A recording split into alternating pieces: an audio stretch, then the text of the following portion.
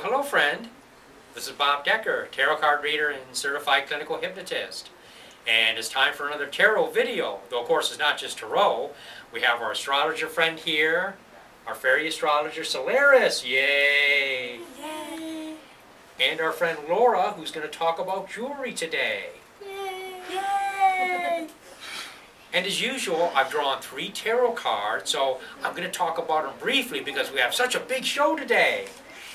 The first card is a recent past. Now that card is the Wheel of Fortune, attributed to Jupiter.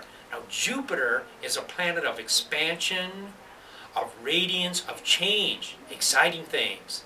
And of course we probably have all had a lot of excitement in our lives lately.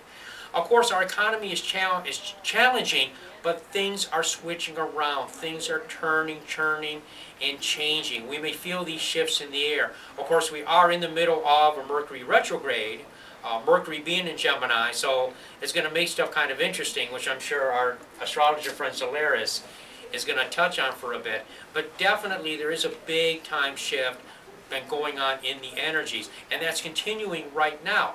The card of the present is the 8 of Cups. Now the 8 of Cups is attributed to Saturn in Pisces. And in this depiction, this gentleman is leaving 8 cups. Now, there's nothing wrong with the cups. They're perfectly okay. It's just he wants to go off into the mountains. He wants to go for something better. So it's like we are being stirred spiritually. We are being stirred and changed on many levels, and it's bringing us into new and exciting things. This does not necessarily pertain to finances as much as it does our spirit and our emotions, but it is going to manifest in positive, affirmative ways. Look at this last card, the Queen of Pentacles. Now, she is a woman who's content. She has her finances together, everything going very, very well. She knows how to balance her checkbook, make her finances work. And that's what she does. And that's what we're going to be doing. We're going to be working at conserving our finances. We're going to be manifesting our financial goals. And we're going to be doing that in positive, powerful ways. And I'm sure our friend Solaris has more to say about that. Absolutely. I'm really glad that you brought up the past with the Wheel of Fortune and Jupiter, because for a while now, since January, Jupiter has moved into Aquarius. And now in regards to Jupiter, which is luck and abundance, Aquarius is a very unpredictable energy. You know, being an Aquarius, Bob, Yes. how you never really like to be predictable. You like to change yourself very quickly. So true. that's what our finances, you know, are and have been and will be for quite a while, for at least 6 more months. Now, it's so great that you also talked about the Saturn energy.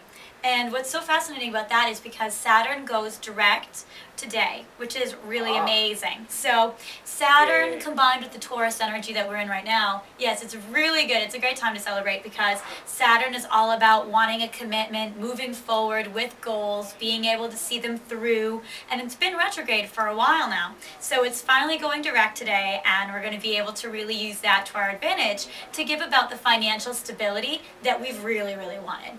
So that really helps as well.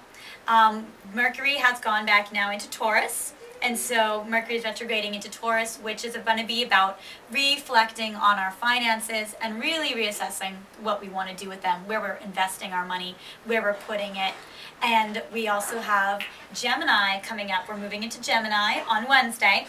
So on the 20th of May, we're going to be moving into Gemini energy, which is good because we have focused a lot on our finances, especially, I would say, at least the last 2-3 months when Venus started going retrograde. So back, I would say, in about March is when we started doing all this reflection financially. And it will still continue for a little bit. And right when the sun moves into Gemini on the 20th is when we're going to probably start to stop thinking about it so much. Because we'll have thought about it so long that we'll already have got it under control. And now we're going to be moving into Gemini energy, which is great for communication. It'll lighten it up. It'll spice it up. It'll be a little zany, but that's how they like it.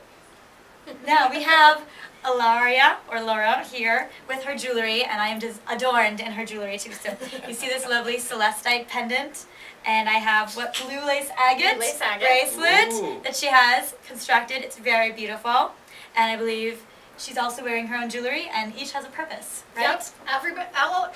Every stone, whether we realize it or not, with the intention, has some sort of kind of inherent gift that it can assist us with. Say the celestite is extremely good for pulling in angel assistance. It's also really good for communication or singing, performing, communicating, and talking with people. It's great for your throat chakra. Kind of to go along the same financial aspect, I know with the economy the way that it is, everybody's been a little uptight. Things are starting to kind of ease their way back into smoother grounds. There's a couple stones that can be very helpful. I do have a pendant of aventurine and rhodochrosite. Adventurine's a very good stone to use for manifesting financial, either abundance or continuality. I would like it now. It's also a very soothing stone. It kind of helps you with your heart, so you're not kind of stressing yourself out. It helps you be a little bit more peaceful and accepting.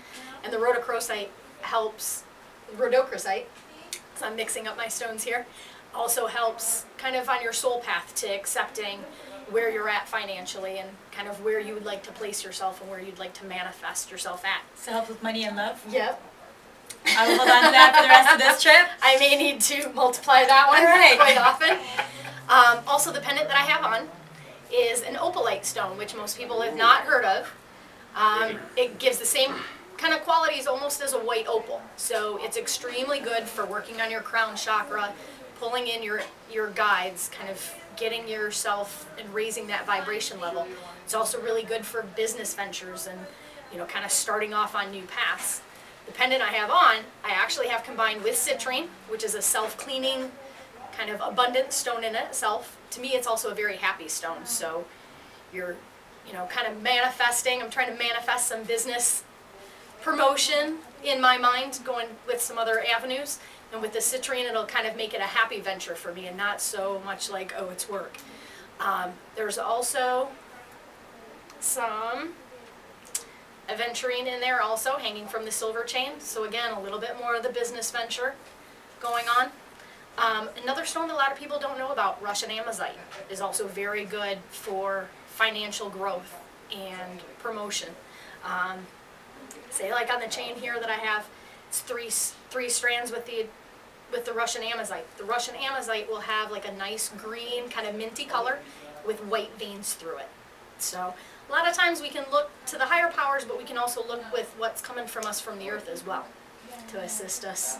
And you would think that people probably instinctually get gravitated towards crystals that are really in alignment with the energy that's going on right now. Yeah, I think you're always drawn to different stones. I think, depending on what's going on in your life, what's going on in your head, you get drawn to different stones at different times. And that's why when you wake up in the morning, you kind of go, you know what, I laid out that suit I want to wear to work, but I don't feel like wearing it, I want to wear something else. It's because it's that kind of color therapy sometimes that you need, and sometimes, say with the jewelry, it's the actual stone that you need to draw from. Absolutely. And is there an email address that the audience at home can contact you with to purchase some of your beautiful selections? There is an email address. It is designs with an S by Allaria, so it's DESIGNS by, and it's ALLARIA at yahoo.com. And you can also look for me on Facebook. Yay! Well, that was wonderful. Thank you for sharing about the jewelry, and thank you for sharing about the astrology. And what is your web address again? It's www.fairyastrology.com. That's www.fairyastrology.com. Absolutely. And yours, Bob? Is www.bobdecker.net.